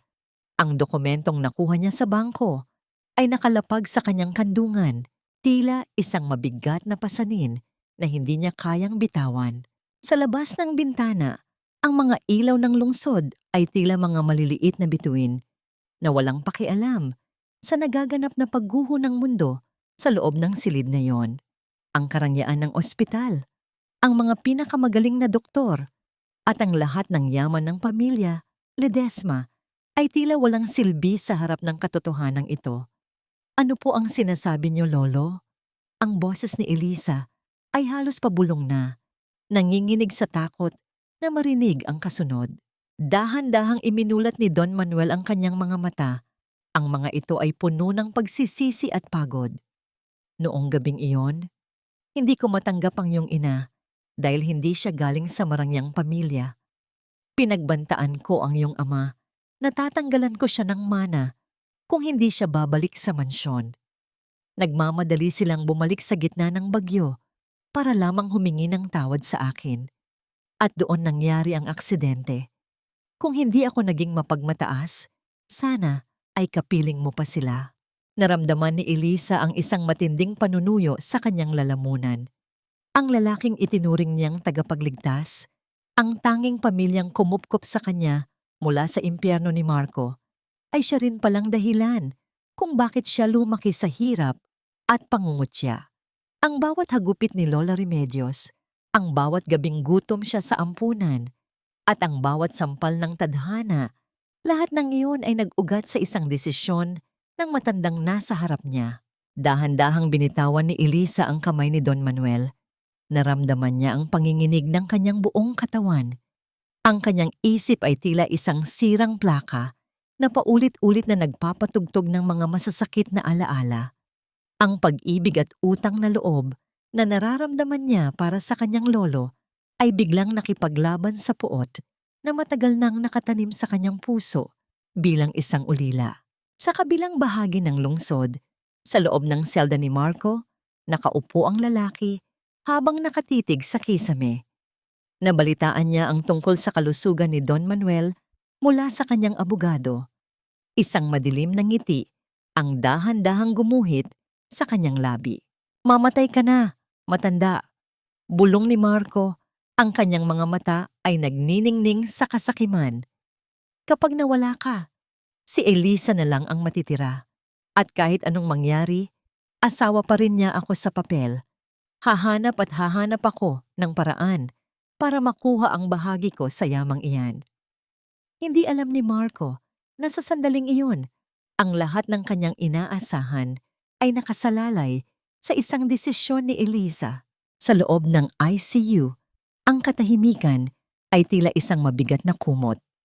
Tumingin si Elisa kay Don Manuel na ngayon ay hirap na sa paghinga. Ay dumating na nang makita ni Elisa ang isang patak ng luha na dumaloy mula sa mata ng matanda. Isang luhang hindi humihingi ng yaman, kundi ng kapatawaran bago ang huling hantungan. "Lolo," tawag ni Elisa. Ang kanyang boses ay puno ng pait, ngunit may halong habag. "Bakit ngayon niyo lang sinabi? Bakit hinayaan niyo akong magdusa sa kamay ni Marco?" "Dahil natakot ako. Natakot akong mawala ka uli kapag nalaman mo ang totoo," pahayag ni Don Manuel sa gitna ng paghingal. "Apo, ang susing iyon. Hindi lang iyon para sa katotohanan. Iyon ay para sa isang trust fund na nakapangalan sa iyo at sa mga anak mo. Walang sino mang makakahawak noon, kahit ang batas, kahit si Marco. Gusto kong matiyak na kahit wala na ako, hinding-hindi ka na muling babalik sa putikan." Isang biglang tunog ng alarm mula sa heart monitor ang bumasag sa kanilang usapan. Ang pulang ilaw ay nagsimulang kumislap ng mabilis. Ang bawat tunog ay tila isang dahan-dahang paghinto ng oras. Mabilis na pumasok si Dr. Mendoza at ang pangkat ng mga nurse. "Senyorita, kailangan niyo pong lumabas muna," utos ni Dr. Mendoza habang mabilis na inihahanda ang mga gamit. Tumayo si Elisa. Ang kanyang mga paa ay tila gawa sa tingga. Habang hihila siya palabas ng silid, lumingon siya sa kanyang lolo. Ang mukha ng matanda ay tila payapa na. Tila ba ang pag-amin sa kanyang kasalanan ang tanging bagay na nagpapahawak sa kanya sa mundo? Nakatayo si Elisa sa labas ng pasilyo, mag-isa sa gitna ng karangyaan at kapangyarihan. Hawak niya ang liham ng kanyang ina at ang susi ng kanyang kinabukasan. Ang katanungang bumabalot sa kanyang isipan ay hindi na tungkol sa yaman o paghihiganti. Kaya ko bang patawarin ang taong nagbigay sa akin ng lahat, ngunit siya ring kumuha ng lahat mula sa akin? At kung mawala si Don Manuel, paano ko haharapin ang mga buwitreng katulad ni Marco na naghihintay lamang sa aking pagbagsak? "Hindi pa tayo tapos, Elisa. Hanggat asawa mo ako sa papel, akin ang lahat ng mayroon ka. Akin ang mga anak mo, at akin ang yamang iniwan ng matandang yan. Ang boses ni Marco ay tila isang malat na halakhak na nagmumula sa kailaliman ng impyerno. Kahit nasa loob ng visitor's room ng kulungan, ang kanyang kayabangan ay hindi natitibag. Nakaupo siya sa likod ng makapal na salamin. Ang kanyang mga mata ay nanlilisik sa kasakiman habang tinitignan si Eliza na nakasuot ng isang simpleng itim na damit. Dinala ni Eliza ang huling dokumentong nakuha niya mula sa safe deposit box ng kanyang ina. Hindi ito tungkol sa yaman, kundi tungkol sa isang lihim na magtatapos sa lahat ng koneksyon niya kay Marco. Marco, tignan mo ang huling pagkakataon mong makita ang liwanag. Mahinahong sabi ni Eliza. Ang kanyang boses ay tila isang malalim na lawa na walang anumang alon. Inilapit niya ang isang papel sa salamin. Ito ang marriage settlement na pinirmahan mo noong ikasal tayo. Naalala mo ba ang maliit na sugnay sa dulo? Ang sugnay na nagsasabing, ang anumang yamang matatagpuan o matatanggap ko mula sa aking tunay na pamilya ay mananatiling akin lamang at walang karapatan ang sino mang mapapangasawa ko rito. Nanigas ang mukha ni Marco. Ano? Imposible! Hindi ko binasa ang basurang yan noon. Hindi mo binasa dahil masyado kang kampante na ako ay isang ulilang walang mararating. Pagpapatuloy ni Eliza, ang bawat salita ay tila isang dahan-dahang pagpako sa kabaong ng ambisyon ni Marco. At narito rin ang ebidensya mula sa barangay at sa dating ampunan. Alam nyo ni Lola Remedios ang tunay kong pagkatao bago pa tayo ikasal. Ang kasal natin ay binuo sa ilalim ng pandaraya. At sa ilalim ng batas, ang kasal na batay sa panloloko ay maituturing na null and void mula pa sa simula. Ang tunog ng paghampas ni Marco sa salamin ay naglabas ng isang mapurol na tunog, ngunit hindi man lang kumurap si Eliza. Ang kanyang takot ay pinalitan na ng isang matibay na paninindigan para sa kanyang mga anak. You can't do this! I am the father! Sigaw ni Marco, ang kanyang laway ay tumatalsik sa salamin. Isang ama na handang pumatay para sa pera? Hindi, Marco. Ikaw ay isang estranghero na nagkataong naging bahagi ng aking madilim na nakaraan, sabi ni Eliza habang dahan-dahang tumatayo. Bilang na ang mga araw mo rito, ang lahat ng kaso ng kidnapping, fraud at physical abuse ay sapat na para mabulok ka sa loob. At ang mga bata, hinding-hindi nila malalaman na mayroon silang amang katulad mo. Sila ay lalaking Ledesma, marangal, matapang at malaya. Paglabas ni Eliza sa kulungan, ang sikat ng araw ay tila isang mainit na haplos sa kanyang mukha. Dumiretso siya sa ospital. Sa loob ng ICU, dahan-dahang nagmulat ng mata si Don Manuel. Ang matanda ay tila nabunutan ng tinik nang makita ang kanyang apo. Isang namagitan sa kanila nang hawakan ni Eliza ang kamay ng kanyang lolo at idikit ito sa kanyang pisngi. Ang bawat luhang pumatak ay tila isang dahan-dahang paglilinis sa lahat ng pait ng nakaraan. Lolo? Bulong ni Eliza. Pinapatawad ko na po kayo. Hindi dahil sa tama ang ginawa nyo, kundi dahil kailangan naming maging malaya sa galit para magsimula muli. Buhay kayo para sa mga apo nyo. Kailangan nyo pa silang turuan kung paano maging matatag. Ngumiti ang matanda. Ang kanyang mga mata ay nagpahiwatig ng isang matinding pasasalamat. Ang laban sa korte ay tapos na. Ang laban sa mga kaaway ay tapos na.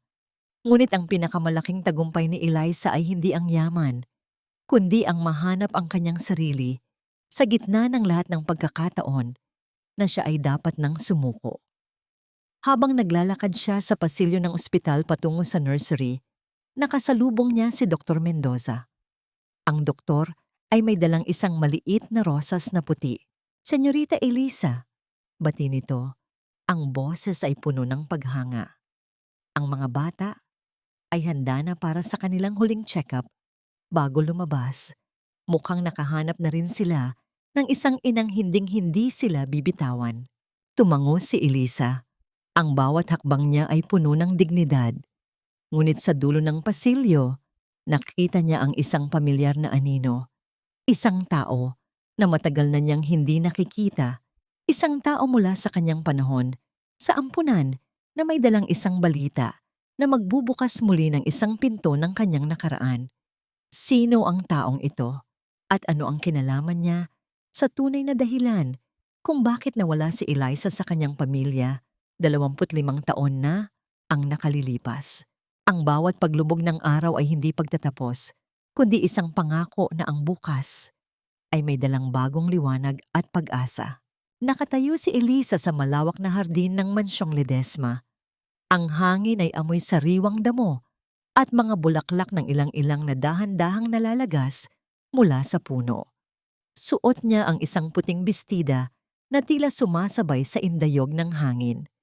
Sa kanyang tabi, ang 2 stroller ay dahan-dahang gumagalaw habang ang mga sanggol ay payapang nagpapahinga sa ilalim ng dapit hapon.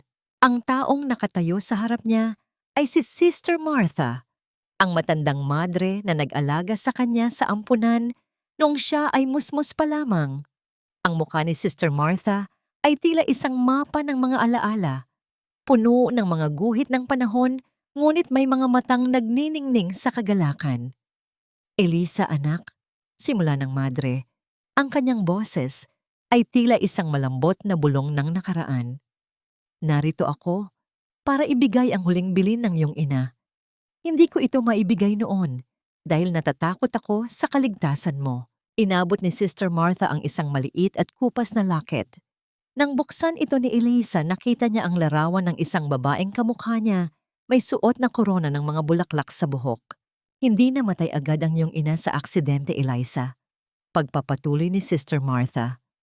Bago siya nalagutan ng hininga sa ospital, kung saan ako naglilingkod noon bilang nurse, ipinagkatiwala kanya sa akin. Sinabi niya na itago kita dahil alam niyang may mga taong gustong pumatay sa iyo para makuha ang yaman ng mga Ledesma. Itinago kita sa ampunan hindi para saktan ka, kundi para protektahan ka hanggang sa dumating ang tamang panahon. Naramdaman ni Eliza ang isang matinding lunas na dumadaloy sa kanyang puso. Sa loob ng 25 taon, inakala niyang siya ay itinapon at kinalimutan. Ngunit ngayon, alam na niya ang katotohanan. Siya ay minahal, pinrotektahan, at ipinaglaban hanggang sa huling hininga ng kanyang ina. Ang bawat hirap na dinanas niya ay tila naging isang mahalagang bahagi ng isang mas malaking plano ng pag-ibig. Salamat po, sister, bulong ni Eliza habang yakap ang matanda. Salamat sa pagpapanatili ng aking buhay. Isang namayani nang lumabas si Don Manuel mula sa mansyon, naka-wheelchair ngunit may siglang ngiti. Kasama niya si Dr. Arnel Mendoza na dahan-dahang tumutulong sa matanda. Ang pagdating ng doktor ay hindi lamang para sa check-up ni Don Manuel, kundi para na rin sa isang pagkakaibigang dahan-dahang namumukadkad. Senyorita Eliza, bati ni Dr. Mendoza, ang kanyang mga mata ay may kakaibang kinang. Ang ganda ng dapit hapon, pero tila mas maganda ang iyong ngiti ngayon. Bahagyang namula ang mga pisngi ni Eliza. Salamat, Doc. Salamat sa lahat ng tulong mo sa aming pamilya. Hindi lang ito tungkol sa medisina, Eliza. Mahinahong sagot ng doktor habang tumatayo sa tabi niya. Pinagmamasdan ang paglubog ng araw. Minsan, ang pinakamabisang gamot ay ang makitang masaya ang taong karapat-dapat sa lahat ng kabutihan sa mundo. Dahan-dahang lumapit si Don Manuel at hinawakan ang kamay ni Eliza. Apo, ang mansyong ito ay hindi natatawaging mansyon ng mga Ledesma lamang. Ito ang tahanan ng pag-ibig. Gusto kong ikaw na ang mamahala sa ating mga foundation para sa mga ulila. Gamitin mo ang iyong karanasan para bigyan sila ng boses. Tumango si Eliza, ang bawat hibla ng kanyang pagkatao ay puno ng determinasyon. Ang labandera na dati ay tinatapakan sa palengke ay isa na ngayong sandigan ng mga nangangailangan. Ang bawat luhang pumatak mula sa kanyang mga mata noon ay naging mga perlas ng karunungan at lakas. Nang gabing iyon, habang pinagmamasdan ni Eliza ang kanyang mga anak, Naramdaman niya ang isang matinding katahimikan, isang katahimikan na hindi nakakatakot, kundi nakakapagpahinga. Wala na ang mga anino ni Marco at Sienna. Wala na ang boses ng panlalait ni Lola Remedios. Ang tanging naririnig niya ay ang mahinang hininga ng kanyang mga sanggol at ang awit ng mga kuliglig sa labas. Kinuha niya ang kanyang lumang diary at isinulat ang huling pangungusap para sa kabanatang ito ng kanyang buhay. Ang tunay na yaman ay hindi matatagpuan sa vault ng bangko, kundi sa bisig ng pamilyang handang tumanggap sa iyo kahit gaano ka pa naging basag sa nakaraan. Ngunit sa gitna ng kanyang kapayapaan, isang huling tawag ang dumating mula sa presinto. Si Marco ay humihingi ng isang huling pagkakataon na makita ang mga bata bago siya ilipat sa National Penitentiary. Bibigyan ba ni Eliza ng pagkakataon ang lalaking sumira sa kanya? O tuluyan na niyang isasara ang pinto ng nakaraan para sa kaligtasan ng kanyang mga anak?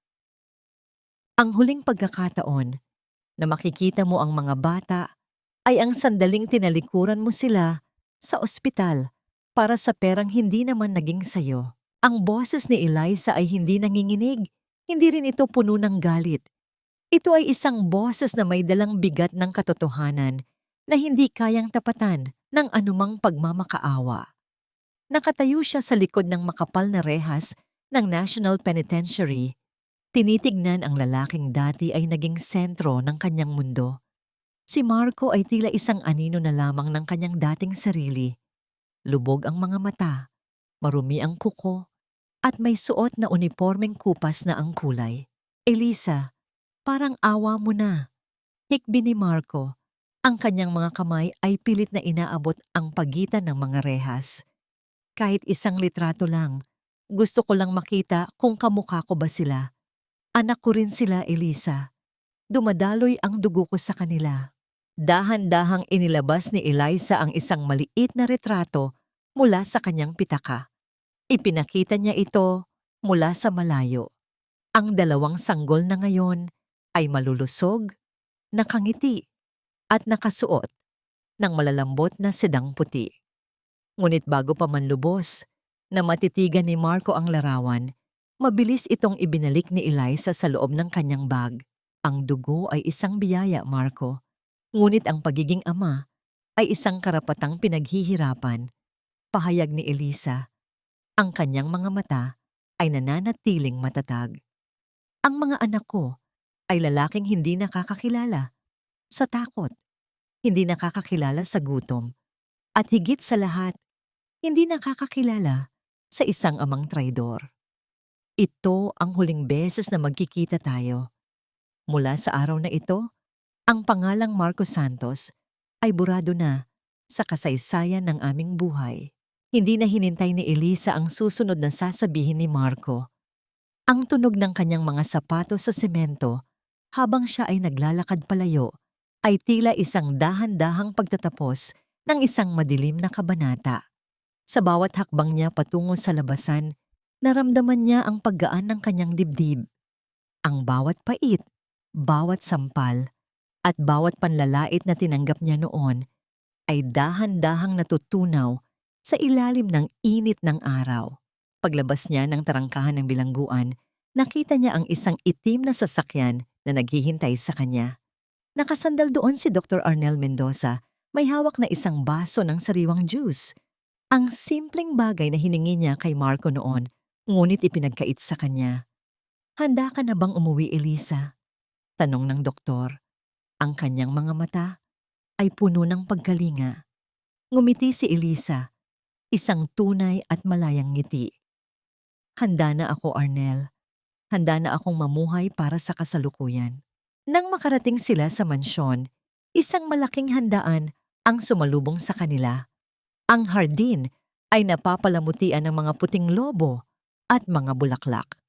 Si Don Manuel ay nakaupo sa kanyang wheelchair, may hawak na baso ng alak habang pinapanood ang mga nurse na inilalabas ang mga bata sa hardin para sa kanilang unang garden party. Ang namayani ng kuhanin ni Eliza ang dalawang anak mula sa kanilang mga nurse at tumayo sa gitna ng hardin. Tumingala siya sa langit, kung saan ang mga ulap ay tila mga malalambot na bulak na naglalayag sa asul na kalawakan. Naramdaman niya ang presensya ng kanyang ina at ama. Tila ba bumubulong ang hangin ng isang pasasalamat dahil sa wakas, ang kanilang anak ay ligtas na at malaya. Lolo! Tawag ni Elisa kay Don Manuel. Salamat po sa pagbibigay sa akin ng pagkakataong ito. Hindi ko po bibiguin ang pangalang Ledesma. Apo, tugon ng matanda. Ang kanyang boses ay nanginginig sa emosyon. Ikaw ang nagbigay ng karangalan sa pangalang yan. Ang iyong katatagan, ang tunay na kayamanan ng pamilyang ito. Habang dahan-dahang lumulubog ang araw, nagtipon ang lahat para sa isang litrato. Isang pamilyang binuo mula sa mga piraso ng pagkakamali, pagtataksil at pagpapatawad. Si Eliza ay nakatayo sa gitna, yakap ang kanyang mga anak, habang si Dr. Mendoza ay nakatayo sa kanyang tabi, isang tahimik na pangako ng isang bagong simula. Ang bukas ay hindi na isang nakakatakot na kawalan. Ito ay isang malawak na lupain na handa ng taniman ni Eliza ng mga bagong alaala. Wala na ang mga luha ng kahapon, tanging ang halakhak na lamang ng kanyang mga anak ang umaalingaw-ngaw sa hangin. Tila isang awit ng tagumpay na hinding-hindi na matatapos. Sa huling pagkakataon, tinalikuran ni Eliza ang anino ng kanyang nakaraan at dahan-dahang naglakad patungo sa liwanag ng mansyon. Bit-bit ang pangako ng isang kinabukasang puno ng pag-ibig at kapayapaan. Lumipas ang 5 taon na tila isang mabilis na agos ng malinis na tubig. Tinatangay ang lahat ng dumi at sakit ng nakaraan. Sa gitna ng isang malawak at luntiang damuhan, sa harap ng isang bagong gusaling may nakasulat na Ledesma Santos Foundation for Children, nakatayo si Eliza. Wala na ang bakas ng pagod at pangungutya sa kanyang mukha. Ang kanyang buhok ay maayos na nakapusod, at ang kanyang suot na asul na terno ay nagpapakita ng kanyang katayuan bilang isang respetadong pilantropo at negosyante. Mama, look! Ang taas ng lipad ng kite namin! Sigaw ni Gabriel habang kasunod nito ang kakambal na si Michael. Ang dalawang bata, na ngayon ay 5 taong gulang na, ay puno ng buhay at sigla. Ang kanilang malulusog na pangangatawan at malakas na tawa ay ang pinakamagandang ebidensya ng tagumpay ni Eliza bilang isang ina. Dahan-dahang lumapit si Dr. Arnel Mendoza sa tabi ni Eliza. Sa loob ng 5 taon, nanatili siyang matibay na sandigan ng babae. Hindi siya nagmadali. Hinintay niyang maghilom ang bawat sugat sa puso ni Eliza bago siya pumasok bilang isang mahalagang bahagi ng kanilang buhay. Hinawakan ni Arnel ang kamay ni Eliza, isang mahinahon at mainit na pagdampi na nagbibigay ng katiyakan. Nagawa mo, Eliza, bulong ni Arnel habang pinagmamasdan ang mga bata. Ang pangarap mong mabigyan ng boses ang mga ulilang katulad mo, heto na, nakatayo na sa harap natin. Ngumiti si Eliza, isang ngiting puno ng katahimikan. Hindi ito tungkol sa akin, Arnel. Tungkol ito sa pangako ko sa aking ina at sa mga anak ko na ang bawat bata, gaano man sila kahirap o kailanman sila nawala, ay laging may pagkakataong mahanap ang kanilang tahanan. Sa isang wheelchair sa di kalayuan, nakaupo si Don Manuel. Ang kanyang katawan ay mahina na, ngunit ang kanyang mga mata ay nagniningning sa kagalakan. Alam niyang sa mga kamay ni Eliza, ang yaman ng mga Ledesma ay hindi lamang magiging ginto at lupa, kundi magiging pag-asa para sa marami. Napatingin si Eliza sa kanyang kamay. Wala na doon ang lumang tanso na singsing ni Marco. Sa halip, suot niya ang laket ng kanyang ina. Ang tanong ng kapatawaran ay matagal nang nasagot sa loob ng kanyang puso. Pinatawad na niya si Don Manuel dahil nakita niya ang tunay na pagsisisi ng matanda. Pinatawad na rin niya ang tadhana sa lahat ng hirap na ibinigay nito sa kanya dahil ang mga hirap na yon ang humubog sa kanya upang maging matatag.